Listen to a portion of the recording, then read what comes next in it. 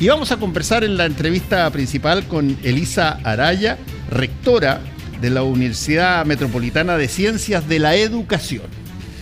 Cosa que me encanta porque creo que si es que hay una carrera que es absolutamente indispensable en todo orden de cosas, tenga título el profesor o no, es la carrera de pedagogía, porque es la única manera de pasar conocimientos de una generación a otra y por lo tanto generar las capacidades de mejorar nuestra convivencia humana. Gracias por estar con nosotros, rectora, hoy día aquí en Última Mirada. No, gracias a ti, Fernando. Sin duda este es un tema, como tú lo señalas, de mucha importancia, porque no solamente para la familia, los hijos, ¿no?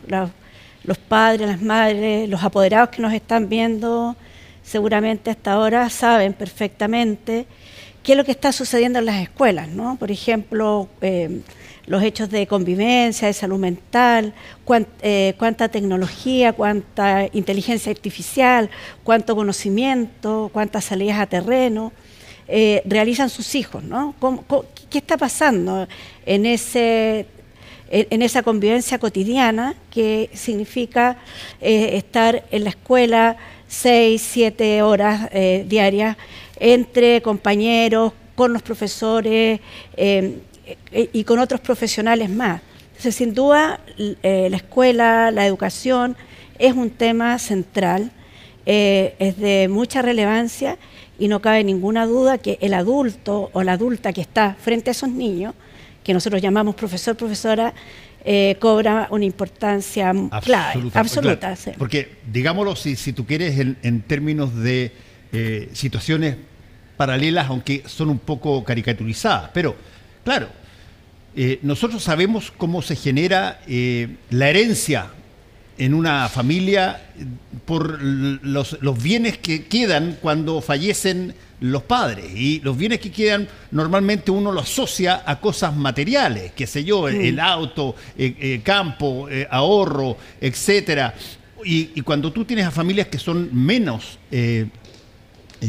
ricas que otras, bueno, también siempre hay algo que se pasa en materia, si tú quieres, de cosas tangibles, pero la capacidad de que tus hijos sean mejor educados que tú, o incluso si que a ti te ha ido bien, igual o mejor educados que tú, es un legado, pero imborrable, porque no solamente permite mantener y proyectar la especie, sino que además hace de que las personas lleguen a un mundo con más conocimiento eventualmente del que teníamos nosotros, cosa que es lo que se ha visto desde, qué sé yo, el Pitecántropos hasta ahora. Sí, por supuesto, claro. A eso se le suele llamar capital cultural, capital social, ¿no? O sea, lo que la familia entrega y genera como, voy a decir, como hábitus, como un sistema ecológico donde crecen los niños, ¿no? Cuánto se lee, de qué se discute, la cantidad de palabras que un niño aprende, ¿no? En ese sentido, por ejemplo, el vocabulario de la madre, los intereses de la familia en general respecto de la cultura, del contexto, la visión de mundo, la visión política, son, voy a decir, antecedentes muy importantes que los niños y las niñas adquieren, voy a decir así como decía Serrat, con la leche templada y en cada canción, esa herencia intangible es muy importante, y con esa herencia los niños van a la escuela y enriquecen también su medio, ¿no? Los niños enriquecen a los pares y generan, voy a decir, una circulación de ideas y de miradas que son muy interesantes para trabajar nuevos aprendizajes. De eso se trata también, ¿no? Sí, ahora, ahí dijiste tú una cosa muy importante, porque yo me imagino lo que debe haber sido, uno pasándose películas ridículas en la cabeza, que sé yo, lo que debe haber sido las primeras personas que le enseñaron a sus hijos, no sé, cómo era, estoy hablando hace decenas de siglos o miles de años, las primeros que creando un alfabeto, creando una comprensión de las cosas a través de sumas de números y de matemática, y todo eso partió de a poquitito y se fue pasando de uno a otro, y tú tenías pueblos que se distinguían de otros porque eran más educados. Después tú tienes una situación hoy día que te la quiero preguntar, que es bien parecida, porque tú tienes a una parte del mundo que está interiorizándose y metiéndose en todo lo que es la tecnología digital, donde vive rodeado de fenómenos donde hay que entender cómo operar, cómo funcionar, y todavía te queda un mundo, pero enormemente vasto, de personas que no saben o que no han entrado al mundo de la identidad digital y por lo tanto quedan rezagados para montones de cosas, como en la universidad, por ejemplo, Elisa, se puede generar conocimiento no solamente de lo básico y lo clásico, sino que además de lo que se viene encima. Sí, mira, quiero plantear una idea que es central para los que nos dedicamos a educación, pero que es central en el desarrollo humano en general. El aprendizaje es un mecanismo de adaptación humana, ¿no? Los seres humanos hemos ido aprendiendo, conociendo el medio, manejando tecnología, y esa manera de estar en el mundo es heredable, ¿no? Se transmite, ¿no? Culturalmente. Y bueno, en sociedades, en el avance de las civilizaciones, nos hemos vuelto más sofisticados, y eso se transmite en instituciones como las escuelas o como las universidades. Y lo que se requiere ahí entonces son personas que estén al tanto de esas tecnologías, no solamente como, voy a decir, consumidores de tecnología, pero también como creadores de las mismas, ¿no? En las universidades se está hablando mucho ahora de formar a docentes con habilidades digitales para trabajar, por ejemplo, la ciudadanía digital, que no es solamente conocer las herramientas, sino que, por ejemplo, tener postura respecto de, ahora que está tan de moda, lo que produce la inteligencia artificial, distinguir lo verdadero de la noticia falsa, saber buscar las fuentes que son más verídicas, más confiables, pero también generar contenidos responsablemente, ¿no? Nuestros estudiantes... Mira, qué interesante lo que estás diciendo. Yo con un muy amigo mío que es pero tequi total, bien muy metido, Mario Saavedra, generamos en un momento dado un par de charlas que se generaron sobre la base del concepto de la alfabetización digital, de meter la idea de que en lo que viene al futuro, no importa cómo sea, tiene que estar acompañado de las capacidades que tengan los alumnos de poder entender el mundo digital que está en todo. Qué sé yo, desde tu cuenta corriente hasta, bueno, el ChatGPT, sí. La inteligencia artificial, y entenderlo en todas sus dimensiones, porque la velocidad que trae la tecnología digital para introducirse no tiene parangón con nada en la historia. Aprender a leer y escribir tomó en Europa, te pongo un ejemplo, qué sé yo, un número de años. Bueno, aquí... En la décima de ese número de años hay que empezar a meterse en el tema digital, porque si no te pasan por arriba aquellos que están inmiscuidos en eso. ¿Qué tanto nosotros tenemos capacidad de enseñar aquello? Mira, yo diría que el país en los últimos 30 años ha avanzado. No sé si a la velocidad que se requiere, pero se ha avanzado desde los programas Enlace, recuerdo en los 2000 en el Ministerio de Educación, hasta ahora que se está hablando de alfabetización digital, de ciudadanía digital, y donde en las universidades que formamos profesores, las habilidades, las competencias TIC están dentro de las mallas de formación de profesores. Pero hay una cosa que es bien interesante y que nos debiera tensionar como sociedad, y es que las acreditaciones están dirigidas a programas en pedagogía, por ejemplo, que son presenciales, que son diurnos, y que requieren, voy a decir, al estudiante sentado en la sala de clase, para ponerlo en una imagen. Pero, como tú dices, el aprendizaje está ocurriendo ahora en cualquier momento y en cualquier espacio, ¿no? Yo digo, es sin tiempo y es sin espacio, porque tú puedes estar con tu celular siguiendo un tutorial o haciendo un diplomado, haciendo incluso un máster o un doctorado que se está dictando a kilómetros de donde estás tú con tu dispositivo. Entonces, o sea, hay cada vez menos excusas para decir de que yo no pude entrar a aprender determinadas cosas. O sea, claro, porque hay una puerta de entrada maravillosa que es ilimitada, que nos entrega la tecnología y que nos tiene que, voy a decir, tensionar a buscar cuáles son las mejores maneras de aprender, cómo aprenden los niños, cómo aprenden los jóvenes, cómo aprenden los adultos y cómo puedo verificar esos aprendizajes, ¿no? Sí.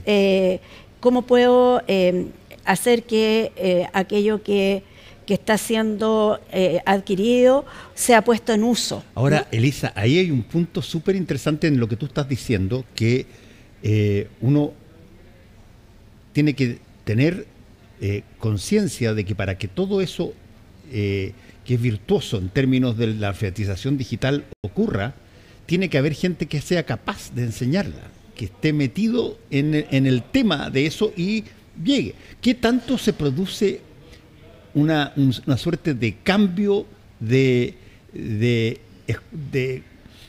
personas, de profesores en esto, desde los que vienen con la enseñanza digital futura y a los que están en el ámbito de lo que nosotros podemos conocer como la enseñanza académica clásica?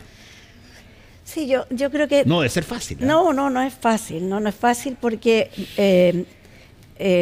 voy a decir que hay todavía mucho debate de cómo se usa y para qué sirve. Por ejemplo, yo soy partidaria particularmente en que los niños pequeños más bien hagan cosas que estén frente a una pantalla, porque tiene otras derivas, como ensimismar a los niños, aislarlos, y cuando son pequeños y en la primera infancia me parece muy importante que socialicen, que conozcan, que trabajen lo concreto antes de pasar a la pantalla, por ejemplo. Pero una vez que estamos ya en lo digital, obviamente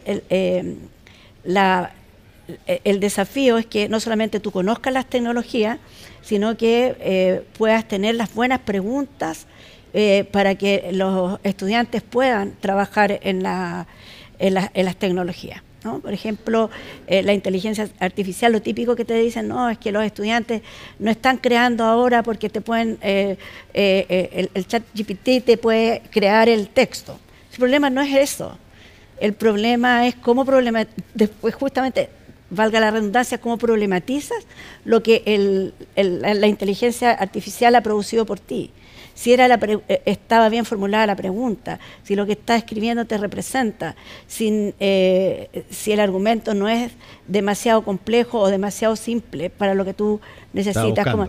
Te fijas, hay una serie de cosas metodológicas y didácticas. Pero no cabe la menor duda, Elisa, de que vamos a tener unos 50, 60 años, calculo yo, puede ser mucho más, que van a estar embebidos de una educación, una nueva educación de cómo funcionar en el mundo a través de todo tipo de plataformas que no son las que nosotros aprendimos de niños, ni son las que aprendieron nuestros padres, por cierto, y que van a tener que interactuar de una manera virtuosa para que funcionen. Sí, mira, yo creo que es muy interesante porque la realidad virtual, las plataformas, van a generar la apertura a nuevos mundos y nos van a desafiar a usar, voy a decir, nuestras habilidades de otra manera. Pero al mismo tiempo, yo creo y me preocupa que marque otra desigualdad. Y la desigualdad, mira, de lo que te voy a decir, de la experiencia concreta. Porque la virtualidad te puede llevar, voy a decir, a un museo o claro, a un experimento. Ver todo el Louvre sin problema. Sin problema. Pero la experiencia claro, es otra cosa. ¿Y quién va a poder tener acceso a esa experiencia concreta? Ya, claro, además hay otra cosa que también es interesante en eso y que tiene que ver con, llamémoslo así, las formas básicas. La forma básica de enseñarte a ti a leer y a escribir y la forma básica de enseñarte a ti, por ejemplo, matemáticas básicas en el colegio.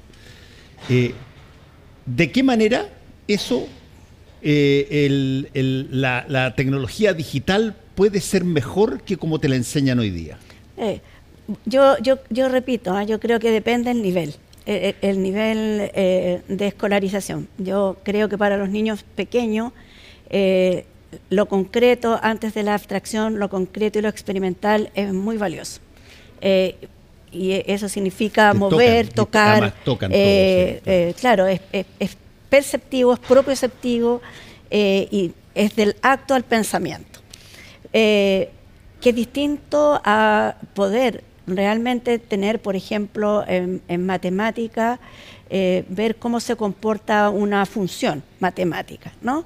Y jugar con los números y ver cómo la curva cambia, ¿no? Y ahora, una cosa es eso y después entender el resultado de lo que está ocurriendo. Entonces, yo creo que efectivamente las maneras de aprender van a cambiar y hay un desafío que nos plantea lo digital. Y es que nuestro cerebro, el cerebro humano, todavía, y así es por evolución, es un cerebro de alerta, ¿no? Es un cerebro de sobrevivencia. Por lo tanto, está acostumbrado a estímulos fuertes, pero breves. La atención es breve. O sea, si hubiera un ruido aquí, nosotros miraríamos, después nos damos cuenta de qué se trata y seguiríamos. Y lo que tiene lo digital respecto a lo analógico, a la cátedra más tradicional, es que es muy rápido. Un estímulo, otro estímulo, otro estímulo, otro estímulo. Lo interesante también, y a propósito de aprendizaje, cómo aprende nuestro cerebro, es que aprende a base de repeticiones. Entonces, es interesante porque lo digital te permite estímulos cortos, atractivos, pero repetidos. Déjame, sigue nomás. Yo voy a buscar una cosa que encontré tan tremendamente impresionante y que la dije en cuestión de opinión entonces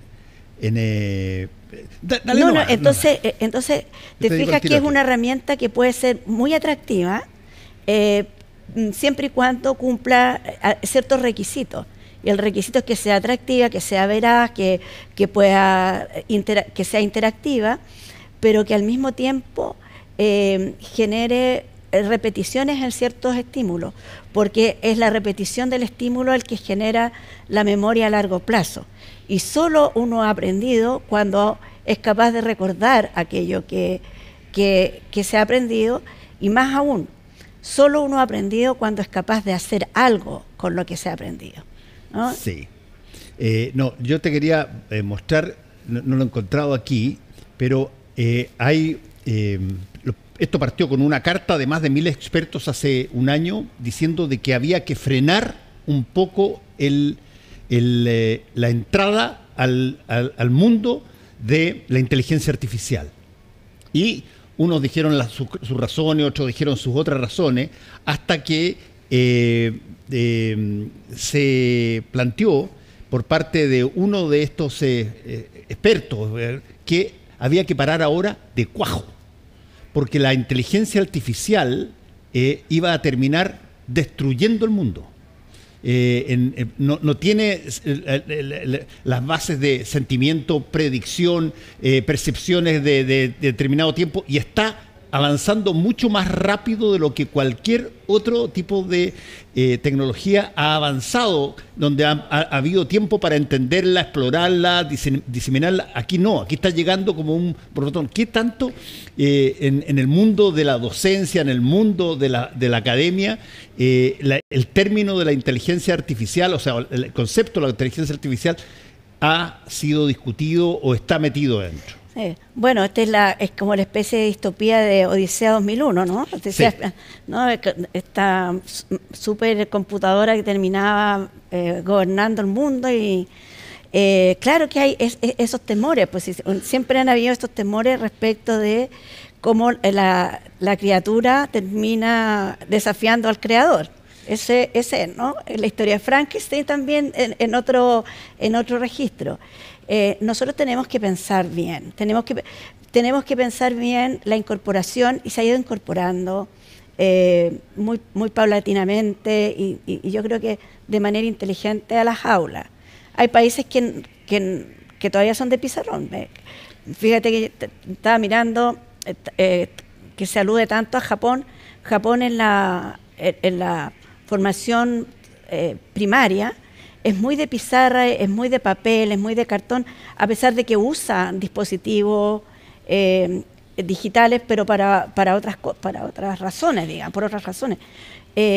Porque efectivamente hay una etapa del aprendizaje que es el hacer, pero en diseño, en creación, en experimentación, las herramientas digitales son muy interesantes. La posibilidad de vincular textos, de revisar distintas fuentes. Mira, a mí me ha pasado, yo hice estudios en Bélgica en la década de los 90, y yo supe después de pasar por ahí que había estado un filósofo francés, el del cuellito, se me olvidó el nombre ahora, el famoso, el panóptico. Jacques Ellul. No, el otro, la idea de panóptico es, bueno, en fin, poder ver conferencias que yo no estaba presente, que están en YouTube, conferencias de personas o entrevistas de personas, que Michel Foucault. Michel Foucault. Perdón, ahí sí me acuerdo. Michel Foucault. Ver conferencias, yo al señor nunca lo vi vivo, ¿me entiendes? Y yo escuchar conferencias de él. Eso es un lujo, ¿no? Ver entrevistas de científicos, las plataformas de formación de las mejores universidades del mundo están a tu disposición, en tu computador. Ahora, dime una cosa, Lisa, esto que estamos hablando y que parece de pronto muy futurista, está ahora acá instalado, sí, está instalándose. Sí. Pero dime, ¿qué tanto? Porque, a ver, alguien lo dijo alguna vez, toda nueva tecnología eleva la inmediatamente anterior a carácter de reliquia. Entonces, estamos teniendo toda una tremenda tecnología que implica que haya que entenderla, que haya que... Bueno, y la tecnología, por definición, cuando es novedosa, al principio genera un poco resistencia, porque uno, de alguna manera, funciona en torno al statu quo, funciona en torno a aquello que conoce, aquello que siempre ha sido de una manera. ¿Qué tanto? Los niños, por ejemplo, son probablemente mucho más rápidos de meterse a esto que un cambio de profesores clásicos, académicos de pizarrón, que ahora tienen que terminar enseñando estas cosas en otros artefactos. ¿Qué tanto el proceso de cambio de lo analógico a lo digital se da en las universidades, y si se da a la velocidad que se debiera dar para enfrentar a alumnos que vienen probablemente con mucho más conocimiento de esto que incluso varios profesores? Sí, por supuesto. Mira, yo diría que efectivamente hay dos brechas. Hay más, pero yo quisiera referirme a dos. Pero primero, la brecha en que hay académicos, docentes, que son que no nacieron, no son nativos digitales, nacieron en la época del papel, de la fotocopia y de la escritura en cuadernos, ¿me entiendes? Que casi uno dice, casi no se usan en la... Sí, no, todos escribimos en el cuaderno, nos enseñaron caligrafía para aprender a escribir, ¿te fijas? Pero bueno, y nosotros estamos con nativos digitales. El tema es, ¿para qué usas la tecnología? Si ¿para qué está usando, por ejemplo, un adolescente o un estudiante de primer año la tecnología? Seguramente para las redes sociales, seguramente para informarse, sin necesariamente tener la habilidad de cerciorarse si la información o la fuente es verídica o es seria, ¿no? Porque si fuera así, si tuvieran además las habilidades no solamente de usuario, sino de usar inteligentemente esta herramienta, las fake news o la funa, las cancelaciones, no tendrían tanta potencia. Sí. Pero la están teniendo. Entonces, una cosa es ser... Pero es que la tienen por una razón psicológica. Sí. Porque cuando lo que tú dices de otra persona que te cae mal, lo que sea que digas, tú no la cuestionas. Tú consideras de que eventualmente incluso es verídica, no la tienes por qué verificar porque lo que dice él es lo mismo que pienso yo. Claro, pero lo que pasa es que ahí está lo interesante de la educación y de los modelos educativos, que yo creo que la inteligencia artificial no va a reemplazar ni lo digital. Es la necesaria interacción humana, sí, la necesaria relación intersubjetiva. Porque es verdad, si alguien me va a decir que algo en las redes de una persona que a mí no me simpatiza, yo voy a adherir, dedito para arriba, ¿cierto? Eso lo hacemos siempre. Pero lo que pasa es que en la interacción y en la conversación con el otro, tenemos que aprender a vivir con el diferente, con el que no piensa igual, con el que tiene otro color de piel, con el que mira el mundo de otra manera. Esa es parte, y yo creo que uno de los desafíos más grandes, junto con esto otro digital, es que nosotros podamos todavía vivir de manera, voy a decir, civilizada, relativamente armoniosa, y en una convivencia sana. Y no se puede dar, Elisa, una situación extraña donde que invierte las posiciones de las personas, desde alguien que hace 60 siglos o 10 siglos era el que era soberano del conocimiento y que traspasaba esos conocimientos a otro a través de signos que él los entendía como alfabeto y se los enseñaba a ellos también para que los entendieran, a una brecha gigantesca, generacional, donde de repente los alumnos pueden llegar a estar en condiciones de recibir y operar con las nuevas tecnologías mucho mejor que quienes les enseñan. Y por lo tanto se pierde un poco este monopolio del conocimiento para enseñar. Sí, porque yo creo que el conocimiento, vamos a decir, como un objeto teórico, disciplinar, incluso conceptual, está muy democratizado en las redes. Otra vez, hay que saber buscar, porque claro, puede haber cualquier cosa en las redes, en las plataformas y todo. Entonces, ¿cuál es esta habilidad o esta competencia que una persona adulta o una persona especialista en pedagogía o un educador o este sabio que tú dices puede proponer y otorgar en la relación con un nativo digital? Es justamente la capacidad de hacerse preguntas. Bueno, es que ahí hay un punto súper interesante también, Elisa. Históricamente, ¿cómo se medía la calidad de la educación en distintas universidades o distintos países? Tú veías coeficiente, qué sé yo, o la prueba PISA o pruebas estandarizadas que te las daban en distintas ciudades, distintas universidades, y tú veías el resultado. Pero ¿cómo se hace eso cuando tú introduces la variable digital, que funciona ya, donde tú tienes que aprender no solamente a manejar esto para poder llegar a tener acceso a los contenidos, pero en distintos países del mundo? ¿Cómo lo hacen en Somalia versus, qué sé yo, Bélgica? Sí, bueno, yo creo que ahí los sistemas y los modos de acceso a la educación varían según voy a decir, los niveles de desarrollo de los países y de las capacidades de los sistemas.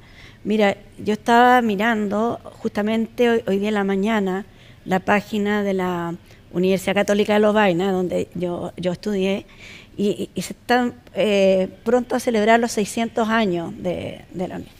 Una cosa poca. Yo tenía sacerdote en mi colegio, San Ignacio Alonso Valle, el verdadero, que venían de Lovaina. Claro, entonces, bueno, va a ir el Papa Francisco, entonces te están mandando la dirección porque van a estar transmitidos en tiempo real, todas las actividades y te piden que te inscribas para algunas cosas. Los estudiantes están haciendo diversas actividades sociales, pero también desde la teología, pero otras políticas, con los distintos discursos del Papa. Mira lo que te estoy diciendo. Todavía no ocurre, pero ya está sucediendo montones de cosas en distintas plataformas, distintos niveles. Y estoy segura que si tú entras a las universidades chilenas, tú vas a encontrar webinar, conversatorio, qué sé yo, congreso, montones. Entonces eso está ocurriendo. Programas, televisiones, radio. Las universidades tienen estas capacidades, algunas más que otras, y cuando uno entra a las plataformas, yo a veces no tengo tiempo porque por el trabajo en gestión uno no alcanza a estar en todas las actividades o congresos que quisiera. Pero cuando estoy en la oficina pongo alguna y digo, a la UNESCO o incluso de otras universidades. Estuve viendo hace poco a un economista que estaba hablando de educación. No, sí, hoy día hay mucha oferta. Mucho.